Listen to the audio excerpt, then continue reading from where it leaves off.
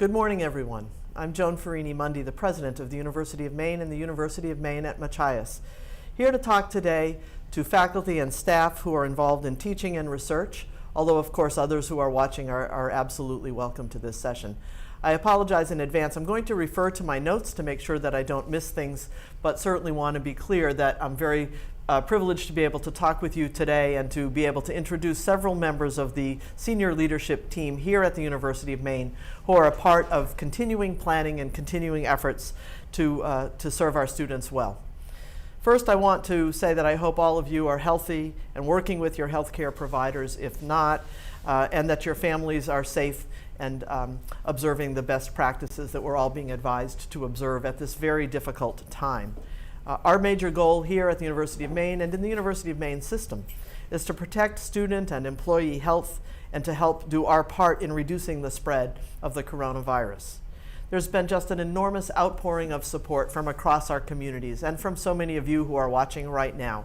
People offering to help each other, people offering to step in and bring their great ideas to the table so that we can all do the best we possibly can do to serve our students in completing this spring semester effectively. I'll start with a few announcements, and I remind you all that we are able to take questions online as we go, and that I'll be watching those as we go, and we'll try to get answers out to as many as we can. Also, with your questions, we will be able to update our Q&A that we are regularly providing through our UMaine.edu website, which will link you to the system websites and to all of the other resources that you can use to get up-to-date information on all of this. So a few announcements first. We are open for business at the University of Maine and the University of Maine at Machias, but in very new ways with new modalities, and even some of our business is now different because we are working to solve new problems and to create solutions to new challenges that we face with this virus. Just a bit of reassurance, I guess, I hope to some of you, which is that the leadership of the system, the leadership of the university, we are having daily and sometimes several times a day calls to try to update each other, to look at where we need to make changes, make adjustments, make new announcements, take on new challenges and new problems. And so your questions are getting directly to those of us who are faced with making decisions and helping all of us to continue to thrive through this period. Classes will resume on March 25th with the transition to online and other appropriate distance modalities, and that'll be a big focus of our conversation today, particularly with the faculty and staff who are doing the very hard work of making that happen. Universities who are able to remotely work have been asked to begin working away from campus starting today, March 19th, 2020. So that is in place. We are watching how that's going to go, and we expect to make adjustments as needed through that period. But my best to all of our faculty and staff now who are working remotely and doing all that they are doing to help keep our university moving forward. There are prohibitions on group gatherings of 10 or more people. There is a ban now on all university-sponsored domestic travel. We have limited occupancy in our residence halls. Dining services is going to an all takeout kind of arrangement. The library is closed, but we'll be doing remote service. We are making decisions by April 15th about how to celebrate graduation. We are tracking expenses, but we are in no way driven by that. We want to be able to serve our students, and that's our major goal. And interim hiring guidance is coming out just today. I also want you to know that we are working very closely with the state, with healthcare providers around the state, to look at how we can collaborate together to provide solutions and to be of service as needed. And an amazing number of our faculty and staff are stepping up with ideas, solutions, ways to help in this very troubling time. So our first focus in this next segment is going to be on teaching and managing the continuity of instruction. And I'm going to make just a few remarks, and then we'll be joined by Interim Provost Faye Gilbert to take on more of your questions. We will also address general questions and questions that cut across categories at the end. With me, in addition to Provost Gilbert, I have Vice President Robert Dana, Vice President Kody Varahramyan, and Senior Associate Provost Jeff St. John, and all three will join us at different times in this broadcast to help with questions and answers. So, the focus on teaching and managing our continuity of instruction. Again, our faculty and staff are making extraordinary efforts to do this in the University of Maine, at Machias, and across the system at both the undergraduate and graduate levels. And for many, this is presenting very new territory, and we are seeing such creative solutions and such willingness to help one another. The goal is to meet our key learning objectives by course, while recognizing that our students are working to finish their semesters in all kinds of very different circumstances. We've talked to the deans, and we believe we will be ready to be online and working remotely by March 25th for our courses. Our faculty are coaching each other. The deans are keeping track of who's needing help and how people are working together and where we are in our process. Rich Powell from the Cohen Institute did give some good advice in a memo that he wrote to me, which was, let's keep it simple. If this is new to you, if you are moving to a kind of instruction that you've not tried before, keep focused on your key learning objectives and think about creative ways to address those and about creative ways to assess your students. This may mean some changes from our traditional modes of assessment, and I know people are thinking hard about that.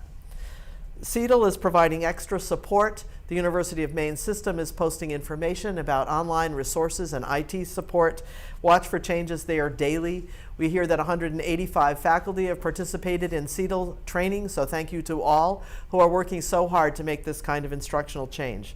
There's ongoing technical support both from CEDL and watch the system as well. The Senate and the deans and the department chairs have done excellent work in coming to a new pass-fail strategy, and that guidance went out yesterday, and watch for that. That's an incredibly important flexibility that we now have to help to serve our students. AFM and others are working on the SET. I hope that we'll have a way to assess our performance this semester that both shows the creative and ingenious work that people have done, that gives us feedback about how we can do this well and how we can improve, and that helps us all learn together about how to be effective in our teaching and our instruction. There are lots of challenges that we're hearing about that are either being solved or are very much in view as we try to move forward. For instance, in courses that require clinical settings and placements in entities outside of the university, such as student teaching in the state's schools, we know that we are working with the state to make arrangements for students to conclude those experiences with satisfactory amounts of time and expertise developed. Other clinical operations are doing direct work with the hosting organizations and are coming to solutions almost in a case-by-case basis. I heard today from deans who are now talking about the concept of having support for faculty should it be the case that there are faculty who are unable to fully complete their teaching assignments. And so we have understudies and ideas of graduate students who will be around and able to help being put in place. We have faculty who are demonstrating, who are videotaping their laboratories and their demonstrations in order to provide access to their students in place of hands-on access. I heard of someone who's moving away from doing experiments in labs to providing data sets for their students to analyze as an alternative way to learn. People are rethinking assessments, rethinking exams, thinking about other ways for our students to demonstrate what they know and are able to do as a result of their engagement with this instruction. We're also very mindful of the fact that remote access is not available to all of our students. With that, I'd like to invite Provost Gilbert to come and join me here, a little distance here. And also Jeff St. John is here, and I'm just going to begin to read a few of the questions that have come to us that are specific to the teaching and learning areas that we are discussing. So there is a question here about faculty asking if they can go asynchronous with their final exams, especially important for classes with students who've gone home and who live in the Mountain or Pacific time zone. So Provost Gilbert, what can you say about that? Asynchronous is a wonderful strategy to use if you can for delivering instruction to accommodate students who have gone to different geographic regions and time zones. Blackboard gives you the capability of opening up a window of time for them to be able to take the exam in, and there is some instruction coming from CEDL. I saw just yesterday faculty helping to make it easier to upload exam questions and to have those used in a testing format. So asynchronous would let students log in over the course of 8 hours or 2 days and complete the final exam and have that sent to you, as opposed to taking it during a synchronous prescribed final exam time. If a student urgently requests an in-person meeting with a faculty member because of crises relating to an online course, economic desperation, or alarming mental or psychological situations, is this allowed? The preference would be email, phone, or contacting the line that is listed on site. The number is 207-581-2681. We are here to help.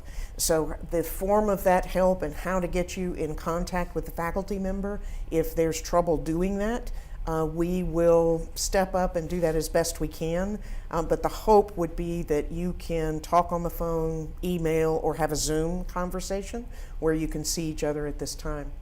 I want to also share from Dean Dana, any student who self-identifies as being in crisis should contact Student Life at 1-1406 or the Counseling Center. So please reach out for help. We are here. Another academic question has to do with the conversion from Blackboard to Brightspace.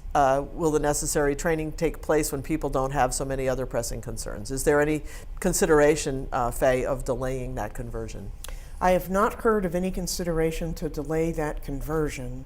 It may mean that we are working diligently at the beginning of the fall semester to make sure that faculty have the resources they need to move to Brightspace. I know there's a lot of support being provided by the system, CETL, and others to move faculty materials from Blackboard to Brightspace, but it may involve some checking in to ensure courses are where they need to be and in the shape they need to be over the summer in preparation for fall. There are a number of questions that have to do with sick leave, with faculty and staff concerned about their health and the health of members of their family and what kinds of options will be available. What I can say there is please be in touch with HR, seek advice and seek counsel there, and that's something that we will be ongoing watching where we need to be with those very real kinds of concerns. Mm-hmm. I'm scrolling through to see if we've had newer questions coming in around academic matters. Faye and Jeff, anything you'd like to add here to be sure that we bring out in this part of the section, in this section of the meeting, to be sure that we are able to address concerns? Other things that you're hearing that we need to talk about here? I guess that's the question. I believe, President, that I've heard you say, even in this meeting, how amazing it is to be in this community, to be working with people who are coming up with such creative solutions, who are reaching out in small groups, to not gather in large groups, but reaching out by email to help each other form answers to questions about classes, reaching students, doing exams, and making sure we finish this semester as well as we can to the benefit of our students as we keep our communities healthy. So I encourage you to keep doing that. Ask your deans, ask your chairs, and reach out to each other to help us share as much as we can in finding solutions when we need them to be there. But this past week has been amazing to me in watching this community work to make sure that all goes well. Here's another question we should address. What supports do we have for those students who don't have strong internet connection or those who don't have computers? It is we thought we had some answers to those questions at the end of last week, but it's a changing dynamic. I think that the students need to contact us, phone, if they're going to need some special accommodation or work or help.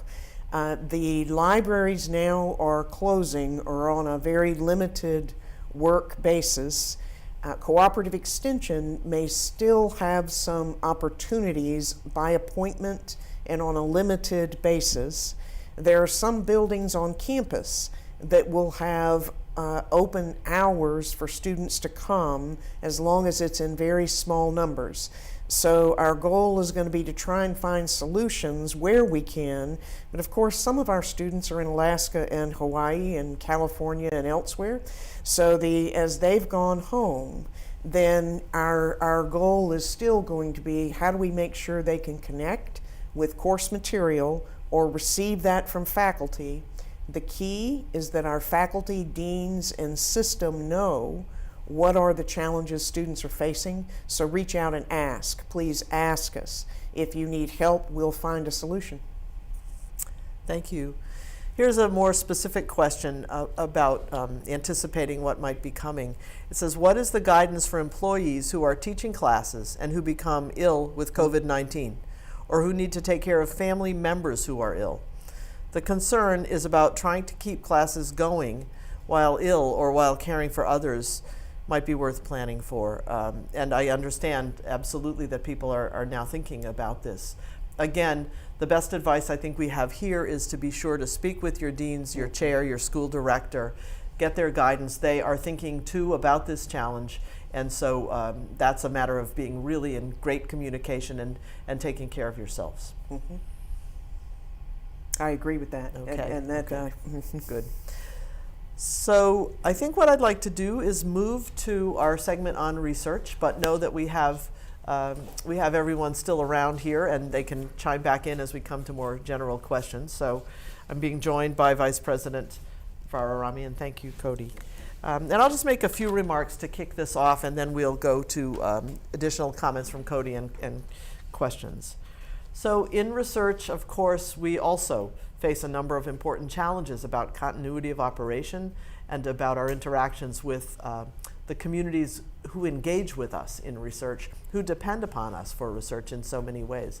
The first thing I want to say is that we are seeing faculty who are thinking about how their own research agendas and capabilities and assets can be deployed toward addressing challenges around the coronavirus pandemic, which is definitely the kind of thing a land-grant university should be doing. And so I commend those who are trying to think about seeking funding or shifting the directions of their work to support the state, to seek answers to hard questions, to look at the economic challenges. We have folks already beginning to do that work here. At the same time, we have a number of research labs and research facilities around the campus and across our system, really, that are very much in a place of needing to understand what's the best guidance they can adhere to. And so I'll just mention a few points. First of all, we all need to be watching the federal guidance. Everything that is federally funded has an additional layer of governance, and we are seeing the federal government being quite flexible and quite understanding of this crisis. And so we can count, I believe, on the kind of flexibility that we have seen before in other kinds of crises relative to our federal funding. Vice President Varahramyan sent a memo yesterday that is quite informative. People should reference that if you haven't seen it.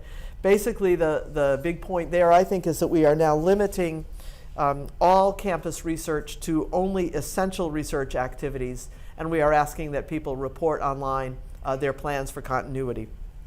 There is guidance about face-to-face interaction with human subjects, which of course must be ended at this point.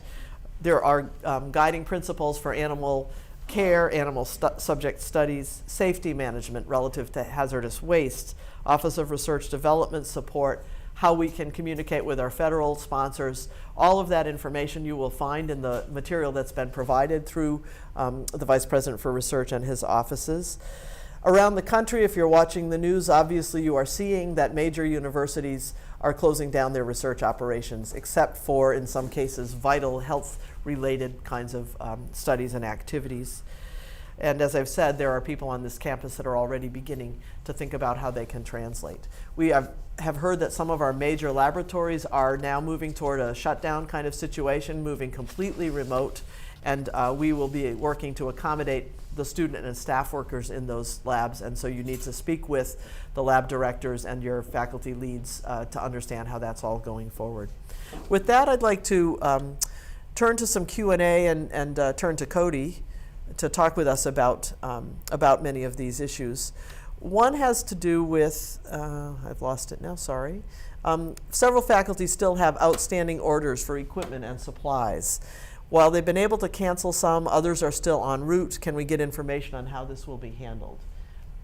Yes, so often I would say, in case they're not able to kind of handle things through a procurement office or their departmental office and all of that, they're welcome to contact my office, and surely we can look into it. And I will have like the appropriate units within my domain to kind of see how we can assist with that.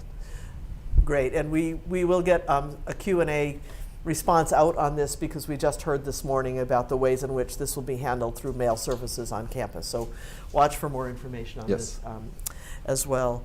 Kody, other points that I've missed that you'd like to be sure we bring up as I scroll through questions, perhaps? Sure. You want me to? I would like to maybe make some remarks just in general, if I may. Sure. Sure. So as the president mentioned, the university is open for business. So that also means that all the units that are under my domain for research and graduate studies, we are open for business, including offices such as the Office of Research Administration, Office of Research Development, and Office of Research Compliance, as well as the graduate school. Now it happens that most staff, in some cases all staff in some of those units are working remotely, but they are still very much available and very much there to kind of support our university research community for any kind of ways that we can assist. Having said that, also, from starting really last weekend, we have posted sort of through the frequently asked questions on UMaine's main webpage. There is a whole section on research and graduate school type of questions that people may have, and we have provided them with answers. And actually, on a daily basis, we are further updating and adding additional questions and answers to that list, as well as also, if you to the message, for example, that I sent yesterday evening, we provided, and that message, by the way, went to the entire university community. So we provided links to the frequently asked questions section. We gave links to other sections where essentially we try to answer any kind of questions that we can think about as far as how to operationally run the research sort of efforts on campus, whether it's remotely, whether it's on campus, and what happens if we want, which is the case that we want to have limit the part of the research that actually takes place physically on campus, and there are all sorts of advice there and recommendations and so forth. So I really encourage the community to really look at that set of information, and then on top of that, please feel free to contact us for any additional clarification on information that we can provide you. Kody, there are a couple more questions about research that are quite specific, so I'll just read them. What is the likelihood of research laboratories closing? And I think we've already seen that some lab directors are beginning to make those decisions, but not, but some, in many cases, moving to as much remote work as they can. Related, in the event that this happens, will graduate assistants continue to receive pay? That's a question. And then related, are there strategies being discussed to deal with delays in research, interruption of ongoing experiments in the event of lab closures? So the graduate student pay and then the lab closure, if you could speak to those. So the lab closure, I guess as we are speaking now, on one hand we know that the university wants to have as much of the research to be done remotely, as much as possible. At the same time, we recognize that there is inevitably maybe some aspects of research projects that need to be done physically on campus. And right now, effectively, we have, like in the message that I sent yesterday evening, we are asking people to really examine that and try to minimize it. But still, some of it could be done. But as far as if we bring a complete stop to that, frankly, that really depends on what are the conditions in the first place in the state, what guidelines and recommendations we get from the federal government, from the state government, from University of Maine system, and our own university here. So we are not there yet as far as closing labs, but if or when that may happen, we will surely inform the community and do the best we can to provide assistance. As far as graduate students receiving pay, as far as I understand, we are doing our best to kind of have them sort of have assignments that they can do in a productive and meaningful way, and be able to then provide them with compensation. And in general, I think the university, maybe someone else wants to address that, as far as Right. It is our hope that we will be able to continue supporting our employed students. Yes. And we'll be providing additional guidance as we have it on that matter. Here's a related question about research. Is the university going to have any policies in place for summer field work? Well, no, it's a little bit too early, perhaps, or maybe for some people, for the planning purpose, plan, right. that may not be too early. But effectively, if we have to apply the present guidelines, we have to then say, how would they be impact? I mean, can it be? Well, I guess it's field work, right? So it has to be Right. someplace in a particular location. Yeah, my sense will be, again, it's a great question that we now have in our queue of questions, Yes. and we will attend to it and watch. And Yes. it's the sort of thing where I hope we'll be able to say, at a certain date, we'll have some guidance about this. Yes. Because these considerations will vary quite widely in Yes. terms of where the field work is happening, Yes. who's involved, and how many people it takes and so forth. So I would say on that one, Yes. let's commit Yes. to a mid-April update Yes. on when we can suggest people make plans for summer field work. I think we can go with that. And by the way, there was another question that I don't think I answered. I think had to do with what happens if there are delays or, after the graduate student part, there was a Okay. third question. It was about how will we deal with delays in research or interruption of ongoing experiments in the event of lab Yes, closures? so we have already sort of been thinking about that. A good number of us have been discussing that and all of that. And effectively, even I think in some of the frequently asked question and answer material, we have indicated that we will be working closely with our researchers for such issues, as well as then, if those research projects are sponsored projects, we will work with the agencies at the federal level or whoever else are the sponsors. And I think, as even the president said, we anticipate that those agencies probably will be lenient, they'll be understanding, they will be giving us extensions, and so I think we should be able to accommodate those situations as best as possible. I would encourage researchers who have projects that face those kinds of challenges to move right ahead with your alternative plans, with new timelines, with new procedures, with new ways that you will approach this, because whenever we get to the point where we need to interact with the federal government, they'll need those plans. So begin to think now about what the adjustments will look like for delaying timelines. Mm-hmm. We have a number of questions that are quite general, so I'd like to ask Vice President Dana to join us, but in the meantime, as he's coming up, and then we'll start to move the mics around. I'll take a couple more. So here's one about, did the pass-fail information go out to students directly? The answer is yes. There was a memo yesterday from Provost Gilbert and from Vice President Dana that went to all students and all faculty and staff. So students should have that information, and thank you for the question. What was the content of this message? It's posted, I believe, also in our website, so you can see it there if you didn't get it or didn't see it. And I appreciate this person is saying, I'd like to reinforce the information and carefully discuss implications. Absolutely, that's what we're counting on our faculty and our advisors to do with students on this. Here is a question about faculty searches in process, beginning to start campus interviews on campus during the old scenario. Speaking to the eventuality that we will need to postpone for some time campus interviews and starting up and so forth. If we stop our search process, can we pick up from this point? Okay, so guidance has just gone, I haven't had a chance to read it all thoroughly yet, just gone out to deans about searching. I can't really see any scenario where we would be doing on-campus interviews anytime soon. We will need more guidance for that. We are really limiting the number of outside visitors. You'll notice the buildings have postings on them about making calls in terms of where you've been traveling and so forth. So I think it would be very prudent to begin to plan for how we'll stay in touch with candidates virtually and online, and again, seek advice from your deans and your chairs about what this guidance looks like starting today. So thank you for that. Joined by Robert Dana now. There are many more questions coming in. Will students still be able to defend their thesis remotely?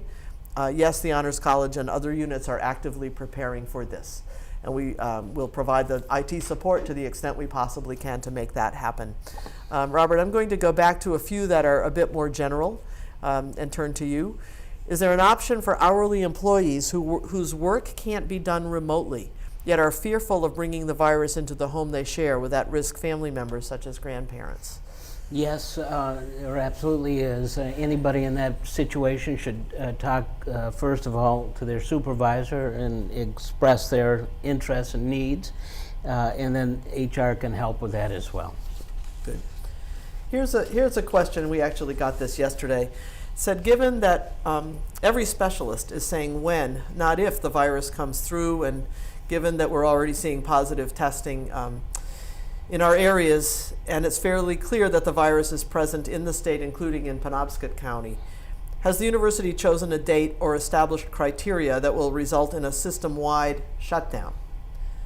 So a response to that, which we worked on yesterday, is that, of course, University of Maine system and university personnel are in daily contact with federal and state public health officials about maintaining the health and safety of our university communities. That comes first.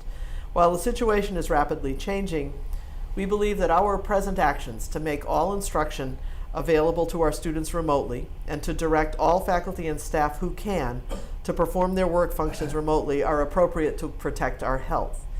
We'll continue to provide instruction and protect the integrity of research and infrastructure through the duration of the public health emergency. We expect that these major changes will be sufficient, but we will communicate immediately if these plans need to change. So I appreciate that people are looking out to the future and raising their worries, and know that those are heard, and that all planning is contingent on the next news that we get, really, and we may need to make adjustments as we go. But at this point, these are our guiding principles. Okay. Why aren't the facilities management shops that don't need to be there shut down? Well, President Ferrini-Mundy, I spoke with the Director of Facilities this morning, and all of the campus is open. There are hundreds of buildings, and the central campus itself is 700 acres. There's a great deal of critical work, critical systems. There's deep cleaning occurring. There's work for all of the shops, so none of that is stopped. I would say none of those critical workers, and they are all critical, have been idled. No.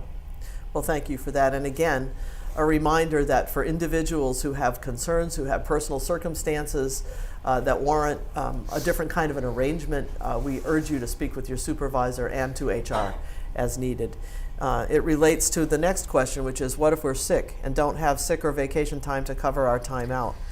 Will we be able to get time to cover us? Are we going to have to shut down, and will the employees who can't work from home be paid? So I'll start that one. Anyone who has no remaining sick leave balance to cover time away should work directly with HR. And this, there will be updated language as appropriate on this. But know that everyone is hearing these concerns and questions, and we'll be providing every kind of update that we can as time goes on. And related to that, I did speak to the Vice President for Human Resources about that exact question, and there is advancing of sick time. Right. People are not going to be, dispossessed, and everybody is attentive to this. So, questions, any questions, they should be asked. Excellent. With the library being closed, if we need a book for our research paper, how can we get that?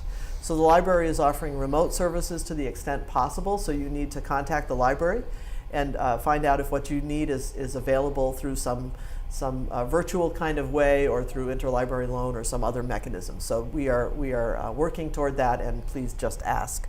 Yes.